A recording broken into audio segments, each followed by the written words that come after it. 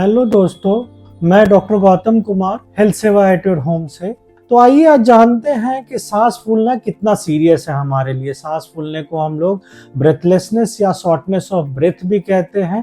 अब इसके साथ जो प्रॉब्लम है और कितना सीरियस हो सकता है सांस फूलना, आइए इनके कॉज को जानते हैं। सांस फूलने की बात जब आती है तो हम लोगों को किन किन बातों पे ध्यान देना चाहिए।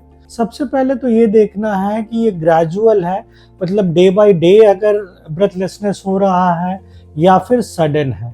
तो इन चीज़ों को आइडेंटिफाई करना बहुत ज़रूरी है कि ब्रेथलेसनेस सडन है या फिर ग्रेजुअल है। फिर एसोसिएटेड अगर ब्रेथलेसनेस मेरा रनिंग से है या सोने के पोजीशन पे है या बैठे बैठे भी हम ब्रेथलेसनेस फील कर रहे हैं या सीढ़ी चल रहा है तब ब्रेथलेसनेस हो रहा है या किसी भी पोजीशन में हम रह रहे हैं तो ब्रेथलेसनेस हो रहा है, तो ये एसोसिएशन भी देखना बहुत जरूरी हो जाता है। अब अगर हम ब्रेथलेसनेस के कॉज को जाने तो सबसे जरूरी चीज है कि कॉज को समझने के लिए एसोसिएटेड सिम्टम को भी हम लोगों को समझना जरूरी हो जाता है। तो सबसे पहला कॉज अगर देखें तो ये लंग रिलेटेड हो सकता है। लंग रिलेटेड में क्या क्या हो सकता है? पेशेंट को अस्थमा की शिकायत है या निमोनिया हो रखा है या बहुत केसेस में सीजनल एलर्जी भी केसेस में अस्थमा का अटैक जो होता है वो ज़्यादा बढ़ जाता है। इस केस में पेशेंट्स को जरूर डॉक्टर से मिलना चाहिए।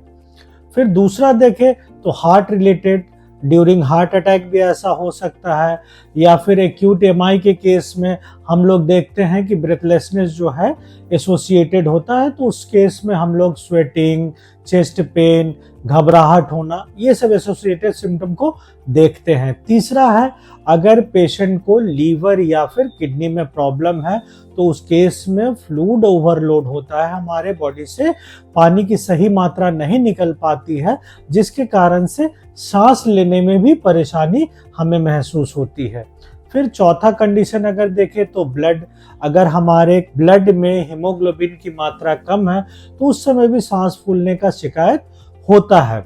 कुछ कंडीशन ऐसे हैं जैसे पैनिक अटैक या एंजाइटी में भी हमें महसूस होता है कि हमें ब्रेथलेसनेस हो रहा है या फिर उस केस में हम लोगों को लगता है कि चोकिंग मिल रहा है। तो एसोसिएटेड सिम्टम और हिस्ट्री को जानना जरूरी होता है। फिर एक कंडीशन आता है जिसमें कि एलर्जिक या एनाफिलेक्टिक शॉक मिलता है। उस कंडीशन में भी हम लोग देखते हैं कि ब्रेथलेसनेस जो है हमारा एसोसिएटेड सिम्टम मिलता है। फिर एक कंडीशन आता है फिजियोलॉजिकल कंडीशन, जिसमें थायराइड वाले पेशेंट को या प्रेगनेंसी के केस में भी हम लोगों को एसोसिएटेड ब्रेथलेसनेस मिल सकता है अदर सिम्टम के साथ। तो इस तरह से आज हम ब्रेथलेसनेस के बारे में जाने। अब इस टॉपिक से जुड़ा हुआ कोई भी सवाल हो तो आप इस चैनल के माध्यम से हमसे पूछ सकते हैं। थैंक यू दोस्तों।